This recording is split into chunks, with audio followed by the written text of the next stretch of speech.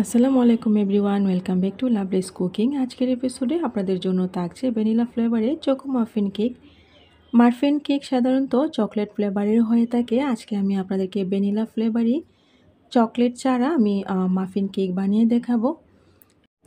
এই কেকগুলো বাচ্চারা কিন্তু অনেক বেশি পছন্দ করে, আর বাহিরে থেকে না কিনে গড়িয়ে বানিয়ে ফেলুন একদম পারফেক্ট মাফিন কেক। চলুন পুরো ভিডিওটি আমি দেখে নিব।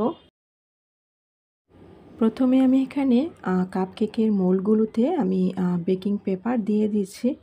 এটা না দিলেও হয়, সেক্ষেত্রে একটু অয়েল ব্রাশ করে দিলে হয়ে যায়, যেহেতু বাচ্চারা নিবে। আর এটা কিন্তু টিফিনে খুব ইজিলি দেওয়া যায়, তার জন্যই আমি এখানে পেপার বিছিয়ে দিলাম। আমি এবার কেকের ব্যাটার বানিয়ে নিব। তার জন্য আমি একটা পাত্রে এখানে 3টা ডিম নিয়ে নিব। আর ডিমটা কিন্তু অবশ্যই রুম টেম্পারেচার হতে হবে, তা না হলে ফ্রিজ থেকে 2 ঘন্টা মিনিমাম আগে বের করে নিতে হবে। ঠান্ডা ডিম দিয়ে কখনোই কেকটা হবে না।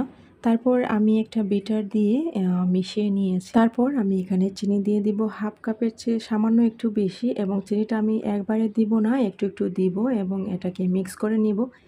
এই কাজটা কিন্তু হ্যান্ড উইক্স দিয়েও করা যাবে, যাদের বিটার আছে বিটার দিয়েই করবেন, তা না হলে হ্যান্ড উইক্স দিয়ে করা যাবে। আমি এটাকে 2 মিনিটের মতো বিট করে নিয়েছি। তারপর এখানে ভ্যানিলা এসেন্স 1 ফোঁটা দিয়ে দিব। এটা অথেন্টিক ভ্যানিলা এসেন্স, এটা একটু সামান্য দিলেই হয়। তারপর সয়াবিন তেল দিয়ে দিব এখানে 3 চামচ। সয়াবিন তেলটা দিতেও পারেন, স্কিপও করতে পারেন, কোনো সমস্যা নেই।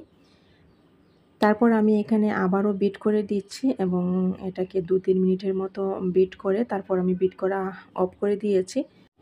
এই কেকের ক্ষেত্রে একদম ফোম না করলেও হবে, তার জন্য আমি বেশি ফোম করিনি।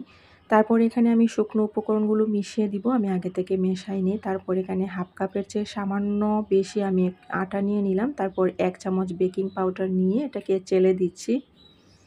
আমি এই আটাটাকে দুবারে মেশাবো এবং আপনারা দেখতে পাচ্ছেন আমি কীরকম আলতো হাত এটাকে নেড়ে দিচ্ছি। আমি আবারও বাকি আটাগুলো আমি এটার সাথে মিক্স করে দিব। আবার ভিডিওতে দেখে বুঝতে হবে আসলে এটা কিভাবে মেশাতে হবে। এবং এই ক্ষেত্রে বলে রাখি, এখানে কিন্তু তাড়াহুড়ো করা যাবে না, একেবারেই খুব আস্তে আস্তে করে কেকের ব্যাটারের সাথে ময়দাগুলো মিক্স করে দিতে হবে। অনেকেই অভিযোগ করে থাকেন যে আপনাদের কেক চুপসে যায় এবং যখন বেকিং হয়ে যায় ঠান্ডা হওয়ার পরে দেখা যায় কেকটা অনেক বেশি শক্ত হয়ে গিয়েছে, অথবা কেক হওয়ার পরে কেকটা একদম চুপসে কম হয়ে গিয়েছে। তার কারণ হচ্ছে আপনারা দেখা যায় যে শুকনো উপকরণের সাথে ডিমের যে মিশ্রণটা থাকে ওইটা অনেক জোরে জোরে মিশান, তা না হলে অতিরিক্ত ফোম হয়ে যায় ডিমের মেরাংটা। তার জন্যই কিন্তু কেক চুপসে যেতে পারে।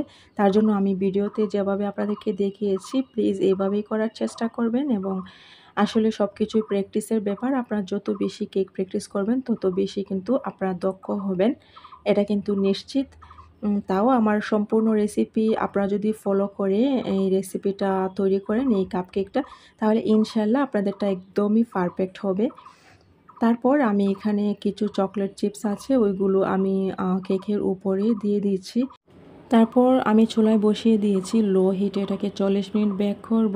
এর আগে অনেক ভিডিওতে আমি দেখিয়েছি এটা কীভাবে বসাতে হয়। আমি জাস্ট পাতিলের ভিতরে একটা পাতিল রাখার ট্রে দিয়ে আমার বেকিংয়ের যে মোল্ডটা, কেকের মোল্ডটা আমি দিয়ে দিয়েছি। তারপর একদম লো হিটে এটাকে 40 মিনিট বেক করেছি। আমি আপনাদেরকে নামিয়ে দেখাচ্ছি।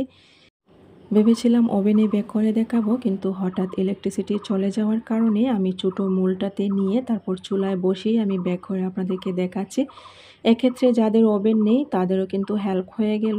তাও আমার চ্যানেলে কিন্তু অনেক কেকের ভিডিওই আছে চুলাতে বানানো, আপনারা ইচ্ছে করলে সেগুলো একটু এই ভিডিওর শেষে আপনারা কিন্তু দেখে আসতে পারেন। ওই ভিডিওগুলো দেখুন। ঠান্ডা হওয়ার পর আমি আপনাদেরকে আমার এই কাপকেকগুলো দেখাচ্ছি কীরকম সফট হয়েছে এবং খেতে কিন্তু অনেক বেশি মজাদার ছিল। আমি যে চকলেট চিপসগুলো দিয়েছিলাম ওইগুলো কিন্তু একদমই গলে গিয়ে একদম ভেতর পর্যন্ত চলে গিয়েছে, আপনাদেরকে দেখাচ্ছি। আর এই চকলেট চিপসগুলো দেওয়াতে এটা স্বাদ কিন্তু আরও দ্বিগুণ বেড়ে গিয়েছে। আমার এই কাপকেকগুলো বাসায় বানালে কিন্তু একদমই থাকে না, অনেক তাড়াতাড়ি শেষ হয়ে যায়। আমার বাচ্চারা এই কেকগুলো অনেক বেশি পছন্দ করে। আমার আজকের রেসিপি ভালো লাগলে প্লিজ আমার চ্যানেলটা সাবস্ক্রাইব করে পাশে থাকা বেল বাটনটির অল অপশন প্রেস করে রাখবেন। পরবর্তী রেসিপি দেখার আমন্ত্রণ জানাচ্ছি।